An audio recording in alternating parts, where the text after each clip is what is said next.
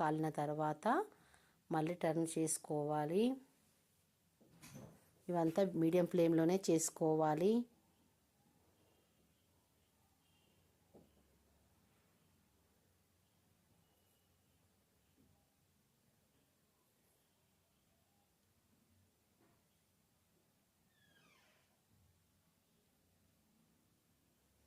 ఇవి మంచి కలర్లోకి వచ్చాయండి. ఇప్పుడు మనం ప్లేట్లోకి తీసుకుందాము.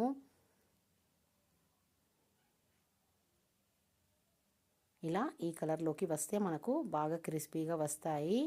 ఇప్పుడు అన్ని ప్లేట్లోకి తీసుకొని పక్కన ఉంచుకుందాము.